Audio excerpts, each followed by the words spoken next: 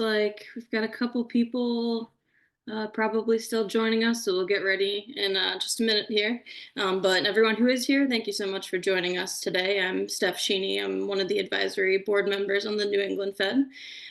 Today with us, we have a fellow advisory board member and MSPCA Community Outreach Coordinator, Allison Bremer, moderating the chat. If everybody could start by introducing yourself, by sharing your position, organization, and state in the comments so we can get to know each other.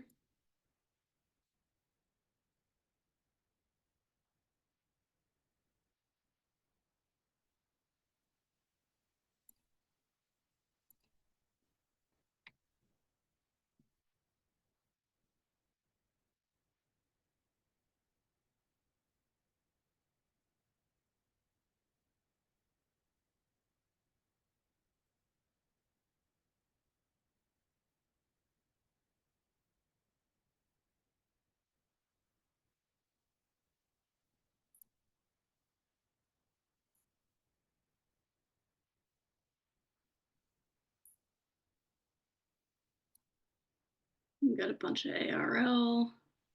All right, nice.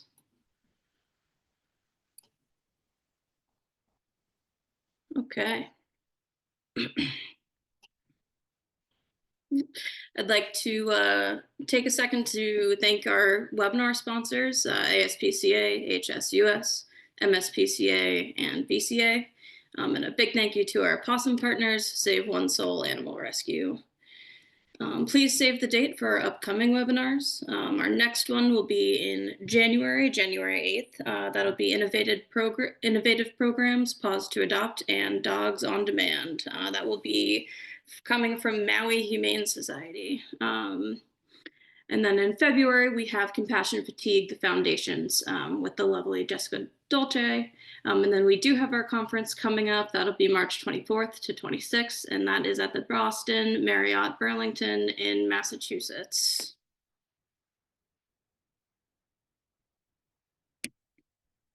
We encourage you all to check out our merch online, order from the Etsy store. This pink hoodie is probably the most comfortable thing you could ever wear. I'm actually wearing mine right now. Highly, highly recommend.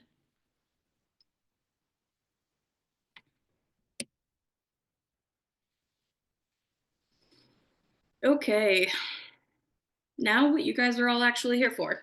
Welcome to Panleukopenia, How Your Shelter Can Prepare, with Lauren Fitzpatrick. Lauren graduated from Mount Ida College, magna cum laude, with her bachelor's degree in veterinary technology in 2014. At that time, Lauren began her career in shelter medicine at the Animal Rescue League of Boston, where she now manages 10 amazing veterinary technicians and assistants working in ARL's 3 shelter locations and on the ARL's Spay Waggin and Wellness Waggin. In her free time, Lauren enjoys spending time with her daughter, dog, 3 cats, and 2 chickens, as well as gardening and reading. Everybody, please submit any questions or comments in the chat. Allison will be moderating and collecting questions. And all right, Lauren, take it away.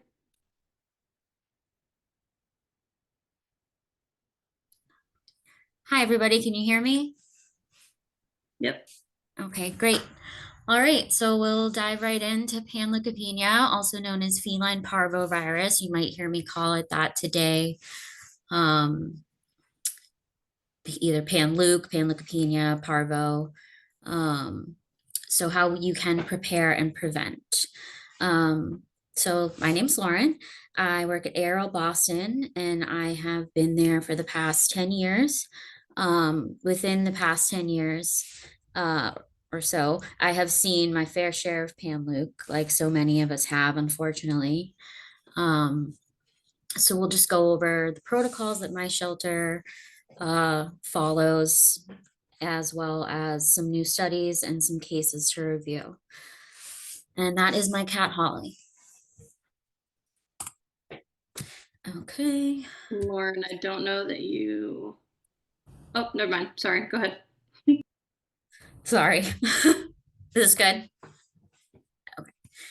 All right, so here's just a little outline of what we're going to talk about today. We'll go into clinical signs, diagnostics, a big portion of on prevention, and how you can prepare for an exposure, as well as a few cases. So real quick, virology. Panleukopenia is a non-enveloped DNA virus that is small and single-stranded. It hasn't changed since it was first discovered in 1928 by a veterinarian and another doctor. It's very durable and can live in the environment for years if not removed. And that's why it's so important that we have a proper disinfectant and cleaning strategy protocol in our shelter, which we'll talk about in a little bit. All right, pathogenesis. Panleuk is shed in body fluids like feces, vomit, and even urine, which is pretty interesting. And it's transmitted either by fomite or directly. The incubation period, that is the time between actual exposure to the virus and the beginning of symptoms. For Panleuk, this period is between about 2 to 14 days, but usually between 3 to 6 days. So usually signs begin 3 to 6 days post-exposure, but are infected before this symptomatic time begins. So they are shedding during this time. That's an important factor. So a little bit more on incubation and shedding time.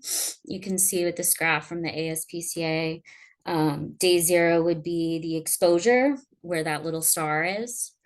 You can see that this graph tells us that the shedding begins immediately at exposure and continues on, but clinical signs don't appear until about 4 to 6 days after exposure on average.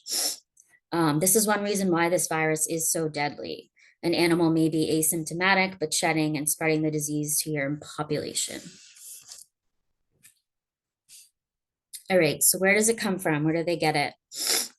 Cats get Panleuk from the environment and can get it in our care, or otherwise known as shelter acquired, through direct transmission or fomite.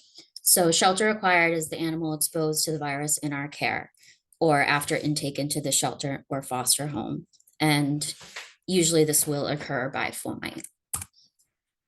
Okay, community acquired can also come from the community. A cat was exposed to the virus before entering our care. This would be indoor or outdoor community, not necessarily just outdoor. So who is most at risk for panleukopenia? Number 1 is kittens, particularly 6 weeks to 5 months, because they're still developing their little immune systems and their maternal antibody status is unclear.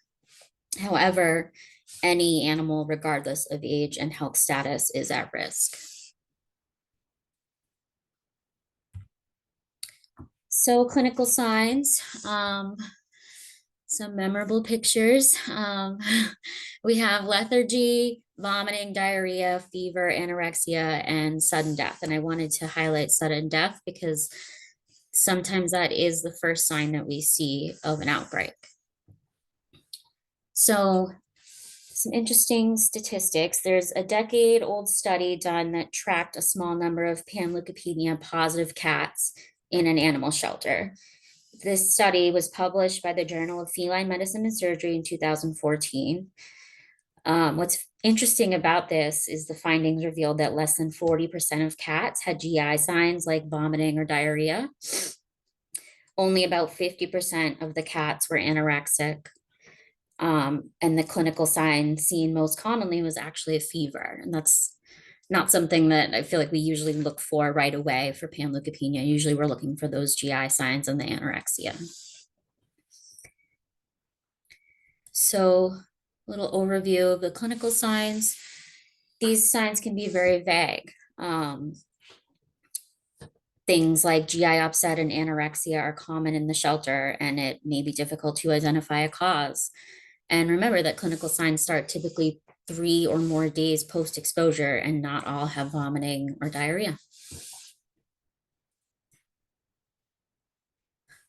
The severity of the disease can depend on 3 things: environment, individual, and the pathogen itself. So environmental factors include how clean your shelter is and whether or not you're overcrowded. Individual factors include the age of the animal. Usually younger animals are more susceptible to the infection, immune status, if they're sick or unwell, and then the pathogen itself, how much of that virus they were exposed to. So when would you test and therefore start treatment? So any cat acutely dying or found dead, first thing usually we want to rule out is panleukopenia. Also a cat with multiple clinical signs like lethargy and vomiting. Any dull kittens, especially dull kittens coming in from the community, perhaps, we would want to test. And of course, any cat that has a known exposure to the virus and develops a clinical sign. Okay, so now we're going to get into prevention, which is your best bet. The best way to prevent panleukopenia in your shelter is vaccination. We can also do these other things: daily monitoring, routine cleaning with an effective parvocidal, decreasing stress, appropriate population management, decreasing fomite transmission by appropriate housing and the use of PPE, and deworming on intake can assist with the early recognition of disease. So we're able to kind of flag diarrhea for possibly panleuk instead of a roundworm infestation. So first, vaccination. We always want to use an FVRCP modified live vaccine. This would be given sub-Q. They need to receive it at intake into the shelter. Per ASV guidelines, we would want to begin at 4 weeks of age and then give every 2 weeks until 20 weeks of age or they're adopted. So that would be 5 months. This vaccine begins protecting immediately. And a little side note, the vaccine should be reconstituted about 20 minutes before you're actually going to inject the vaccine. Otherwise, it will become inactive. Okay, some effective disinfection measures. So we need to have the right cleaning process, which I will get into on the next slide. And probably most importantly, the right parvocidal. So the right chemical that's actually going to kill feline parvo and so many other things in the shelter. We use at my shelter Excel, which is accelerated hydrogen peroxide, diluted 1:16. That will inactivate parvovirus, ringworm, kennel cough, and lots of other things. So it's really great. It's considered the best for panleuk control. However, you can also use bleach if you don't have access to Excel, diluted 1:32.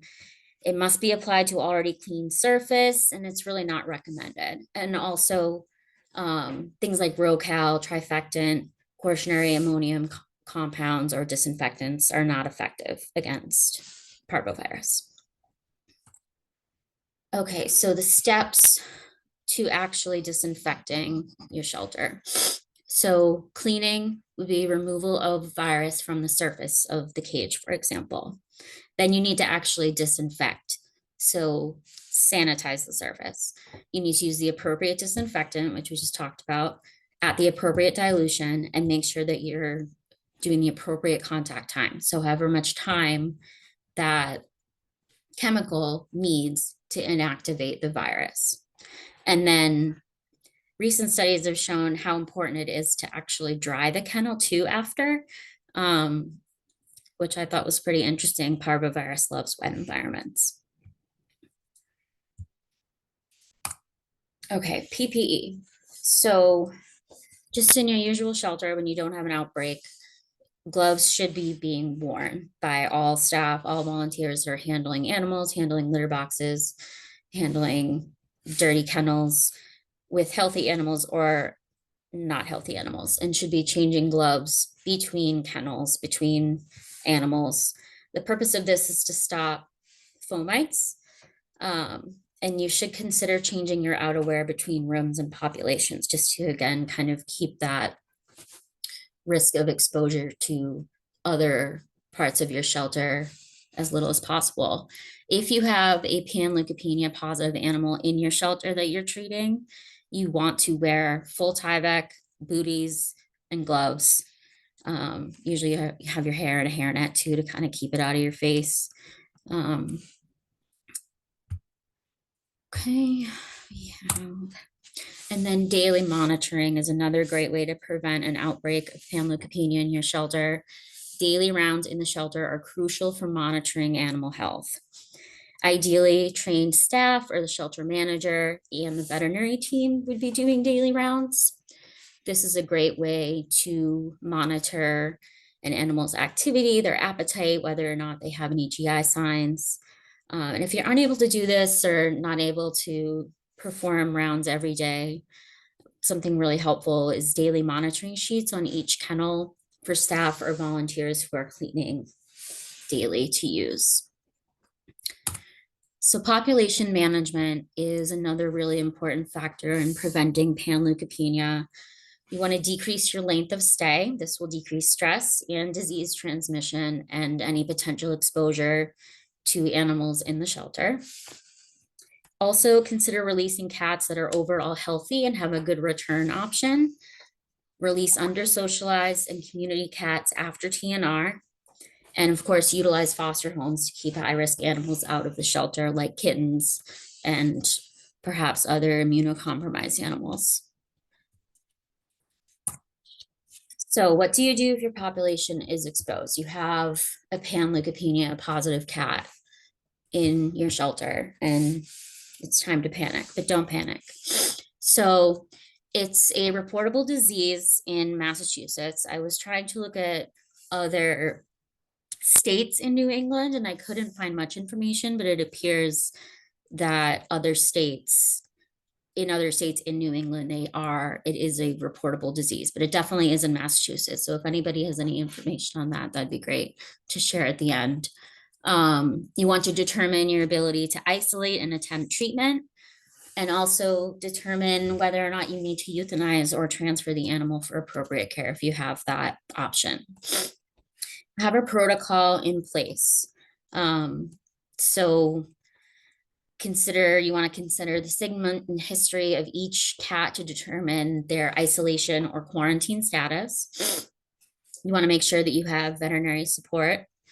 And when you're determining those who were exposed, you want to include cats that are no longer in the shelter and have been adopted, perhaps. And I'm going to have to unfortunately reach out to that adopter and let them know what to look out for the next 2 weeks or so. So a little bit of a confusing slide, but I'll go through it slowly. So relating to an exposure, if you have an exposure, this is sort of like the protocol that we use at ARL. Cats greater than 5 months of age with a known vaccination history are usually considered protected if a vaccine is given at least 5 days prior to the exposure. Cats greater than 5 months of age with an unknown vaccine history are considered unprotected. And this is when a titer may be warranted. We'll go into titers in a little bit. All other exposed animals should be placed on a 14-day quarantine and should be monitored for clinical signs and tested if they are showing those clinical signs. And you want to booster all exposed cats, so like all cats that were in the room that this positive cat was in that have not had a vaccine within the past 14 days.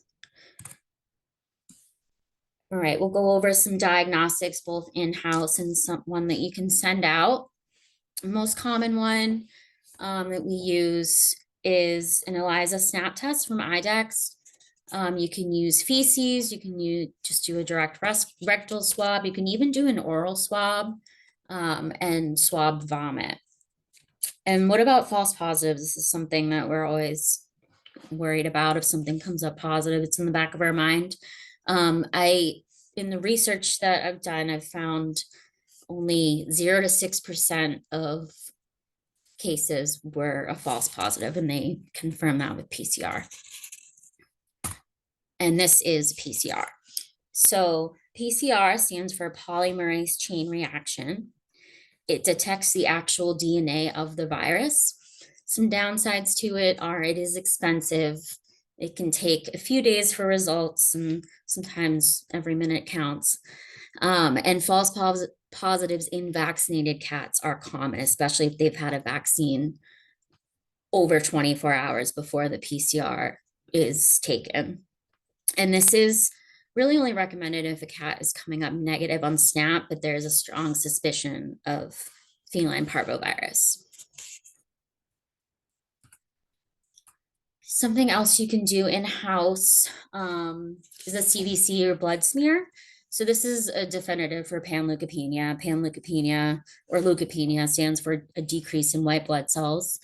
And this, if that is present, usually they have a negative prognosis. So normally they will perish. On the right here is a little description of how you can perform an in-house leukogram using a microscope. And I can definitely email whoever would like more information about that. So now we'll talk about a titer. So the titer measures antibodies to the virus. And this isn't like a diagnostic. This is just a further test that you could do. It determines if the animal is protected. Usually this would be used after an exposure to determine an animal's pathway plan. It would be on a cat, typically with unclear or unknown vaccine history, or maybe just one vaccine, and are greater than 5 months of age. The purpose of a titer in the shelter would be to decrease the number of cats needing isolation. And this is right from the website that performs a titer. A titer of 1 to 5 or greater indicates immunologic response to a vaccination. A titer of less than 1 to 5 indicates poor immunologic response to vaccination. So should you attempt treatment in your shelter?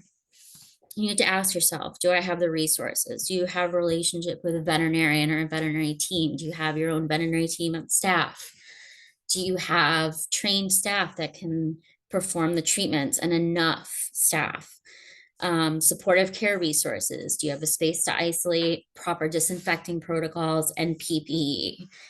And you also need to ask yourself, are the other animals in our care able to be appropriately cared for if we decide to treat this animal with Panleuk?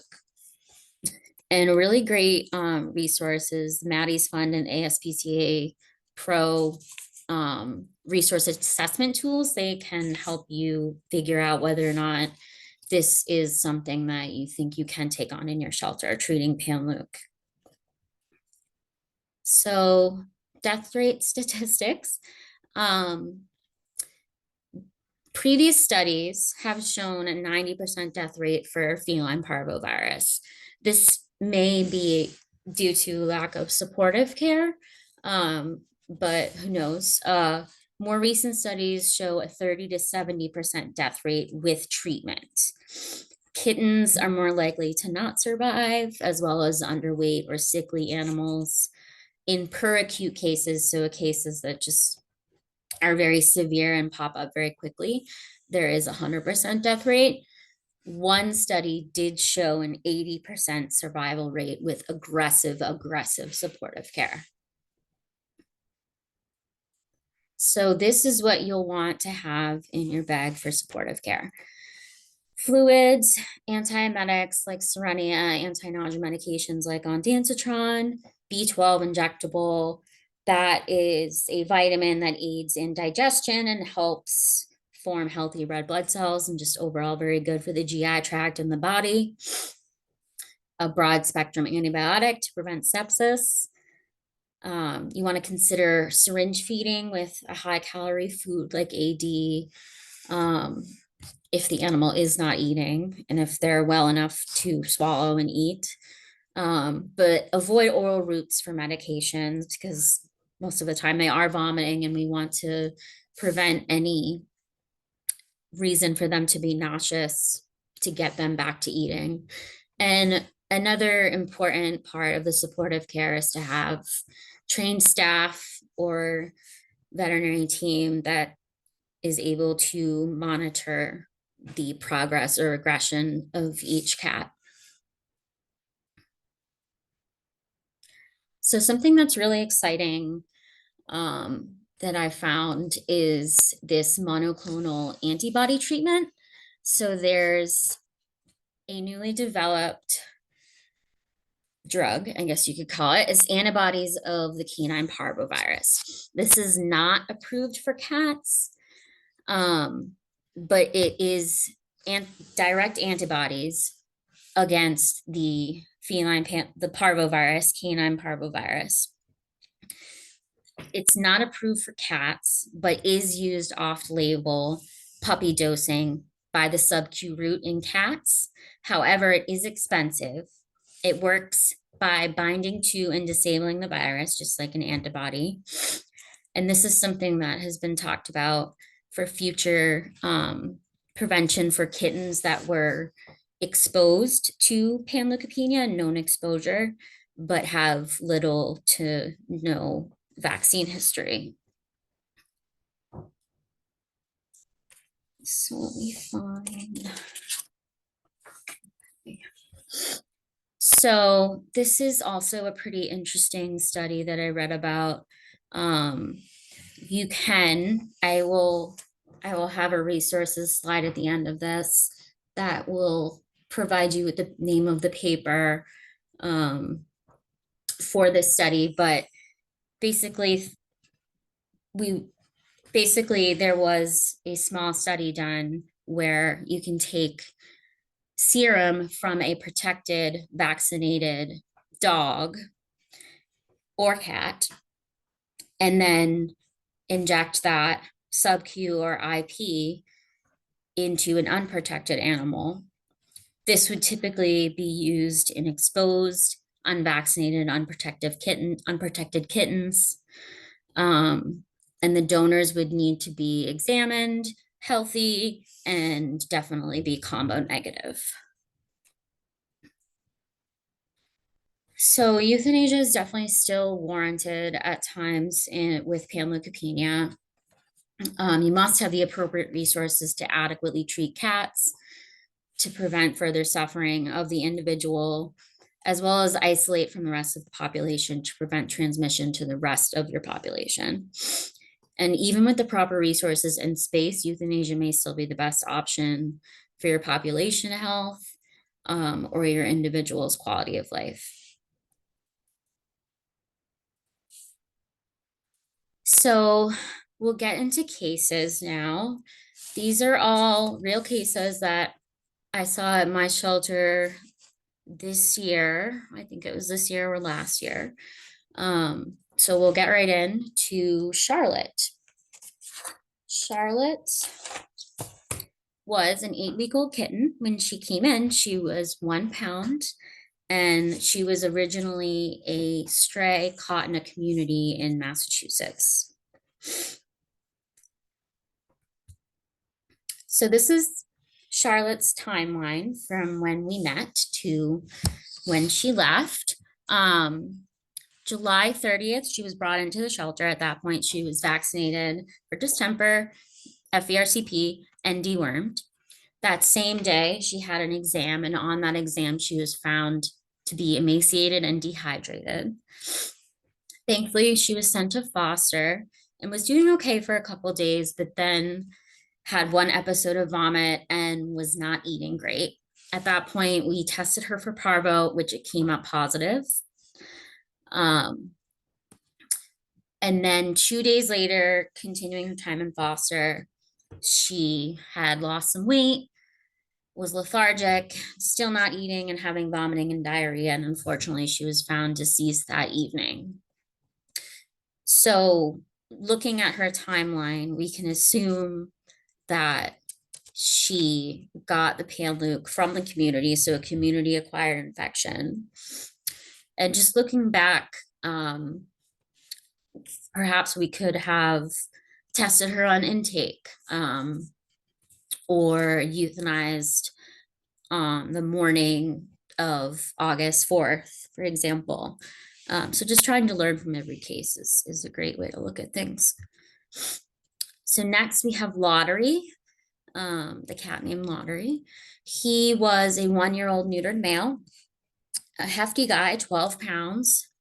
And his origin was from the SPCA, Texas, as a stray down there, and he was transported up to ARL Dedham. He was transported April 9th. He was brought into the SPCA Texas on April 9th, where he was vaccinated and dewormed. Then 4 days later, he was brought to the Animal Rescue League in Dedham. On the 15th of April, we had a kitten found dead that morning that tested positive for Panleuk, and unfortunately, Lottery was in that same room. So we did a little recheck exam on him. It was within normal limits. He seemed like a pretty healthy guy, but needed to be on a 14-day Panleukopenia exposure quarantine or isolation.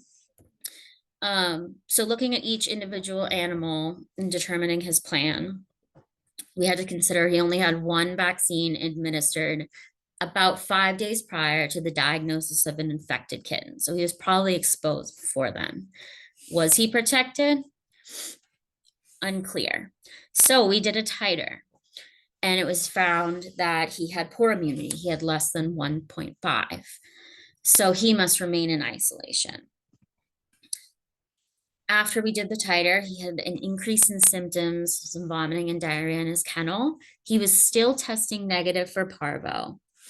And was pretty stagnant the next couple of days, but then in the morning on April 22nd, was found deceased in his kennel, and tested positive. And with Lottery, I was really surprised. I don't think I'd ever seen such a healthy looking adult perish from Panleuk. So it was just a good learning experience to be reminded that even adults can die from this. And then lastly, for cases, we have Mia. She was 14 weeks old when she came in, about 4 pounds, and she was also from a transport from SPCA, Texas, and was a stray down there.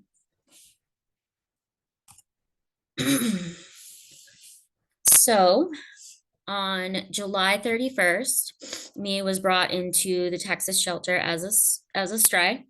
She received FVRCP at intake.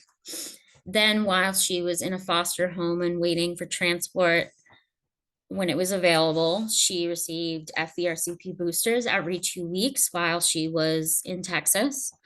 Then on the 1st of September this year, she was transported to ARL Dedham. On the 3rd, after the 48-hour quarantine, she had her exam, which was normal. And then 3 days later was scheduled for Spay. After which she was sedated. She had liquid diarrhea. So we parvo tested her. It came up positive, and that's when we began the treatment protocol for her. So a few days later, we rechecked her. She had been gaining weight, eating and drinking well, some mild loose stool, and she was sent to foster for the remainder of her isolation. 14 days later, she was released from isolation. She was healthy, no clinical signs, and she was adopted just a few days later. So why did Mia survive was my question. I think it probably had to do with all of the vaccines she had. She had at least 3 or 4 distemper vaccines. So that might be why. She was also a little bit older than Charlotte. So just things to think about. All right, so to conclude, there are exciting new advancements in the world of panleukopenia. Aggressive supportive care can save lives, and there's new research with monoclonal antibody treatments. However, euthanasia may still be an appropriate option, and decreasing length of stay and managing your population appropriately can prevent an outbreak. Does anybody have any questions? Thank you so much, Lauren, for that presentation. That was really informative. You can hear me, right? Yes, I can hear Okay, you. awesome. Yeah. So I actually only have one question in the chat, but while we get to that one, maybe some other people will think of some. So feel free to drop them in the chat. We can ask Lauren some questions. But from Karen, she's wondering if a SNAP test can come back positive if the cat's been given a vaccine recently. It's unlikely. There's only like a 0 to 6% likelihood of that happening.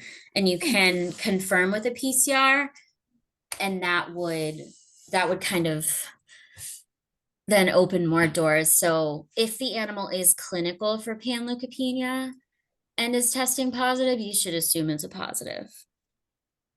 Does that Okay. answer the question? It does for me. I'm hoping it does for Karen as well. I had a question when you talked about when mixing the vaccine and how it should be done 20 minutes before. Is there a reason for that? A lot of times in the fast-paced shelter environment, as you know, like we're sometimes pulling them up right before. Does it affect the efficiency? Yeah, totally. It what I've learned is I haven't like actually read anything myself, but what I've learned from many veterinarians is that if you reconstitute the vaccine, any vaccine, under 20 minutes, it will be inactivated. So at that point, what we'll do is we'll just draw up a whole bunch of diluent and have that all set and drawn up beforehand on an ice pack, and then mix it right before we're giving the vaccine to the animal. But if you don't have that little extra step in place, it can definitely slow you down in high volume surgery. Okay, interesting. Amy D is wondering, since a lot of the cases you used were from Texas SPCA animals, if you have changed anything about policies in transport. That's a great question, Amy. So it was actually something that we had a pretty heated conversation about within our department about whether or not we wanted to require cats having that distemper vaccine more than 5 days before transport. So they are considered like fully protected. But the most recent study that was spoken about in the Maddie's Fund Panleuk presentation talked about how just keeping an animal in that shelter for longer is just going to expose them, just an increased likelihood to expose them to more disease. And as we know, increased length of stay will give them more exposure. So, but that's a great question. So the answer is no. I think that makes sense. Star is asking if you can repeat some of the disinfectants, and just so Star knows and everybody else, you will get a copy of this presentation emailed to you after it's all done because it is being recorded. Sure, yeah. So the one that most veterinarians recommend and I recommend is Excel or Rescue, which is accelerated hydrogen peroxide. It works by killing parvo at the 1 to 16 dilution. And that also kills kennel cough and some other diseases too that we commonly see in the shelter, like ringworm. And I know it comes in like a wipe form as well. You can't really change the dilution of the wipes, I guess, but Yeah, and I'm not sure honestly if the wipes come in 1 to 16, and I don't think that they're good enough for a contact time anyways. that makes sense. Yeah. Okay. A couple more questions came in also. Do you use any antidiarrheal medications or pain management? We don't typically use antidiarrheal until, like, sometimes we will start them on metronidazole, for example. Mhm. Um, but that isn't a part of our like initial protocol. We want to get them kind of covered with the for sepsis and the nausea and everything. But typically if they're having blowout diarrhea, then sometimes, but most of the time we don't start with that. Couple more. I think these next two are kind of about when you're utilizing foster homes. So we have one that asks, sending positive kittens, cats to foster for the remaining of their isolation. How does that actually work? How does the foster ensure future animals aren't exposed? Yeah, so it was a little more difficult for us because we took the positive kitten from out of state. So we had to get special permission from the Department of Agriculture. But as long as you're getting approval, because you're letting the state know when you get a diagnosis. So you're letting them know, oh, I have a panleukopenia positive cat. And then they should be able to help you figure out how you can get a foster home approved for an animal to go to foster while it has a reportable disease. And then the foster home should just be very, as best they can, keep that positive cat perhaps in a bathroom, throw linens out after, definitely use PPE in their home. And it's like I had said earlier, it's very difficult to kill parvovirus if you don't remove it. So you want to make sure you're able to keep them in a place that you will be able to clean well, like a bathroom, for example. Thank you. You kind of answered the other question that came in from Jillian, also about kind of foster homes and kind of what the needs are for the foster as far as like, do they need another room or a bathroom? So Jillian, if you wanted any more clarification on your question, let us know. And then Karen is just wondering if you can clarify the vaccine info. So it should be used within 20 minutes of being reconstituted or wait 20 minutes after reconstitution. Oh, sorry about that. Within 20 minutes. Oh, okay. That makes sense. Yes, yes. Me and my Yes. coworker are sitting here too. Sorry. That makes Sorry if that more sense. wasn't clear. No, awesome. Thank you. And Jillian says you answered her question as well. I think that is all the questions we have in our chat right now. And again, I wanted to thank you so much. I think Steph is going to come back on and say a couple more things to close us out. Thank you, everyone. All right. Thank you again so much, Lauren. That was fantastic. Let's see here. Just want to remind everybody that we have the Fed conference coming up in March of this upcoming year. Thank you so much, Lauren, to all of our sponsors and attendees as well. ASPCA, HSUS, MSPCA, VCA, and a big thank you to our possum partners, Save One Soul Animal Rescue. Thank you guys so much for joining, and we hope to see you again in January. All right, I think that's it. Take care, everyone. Thank you.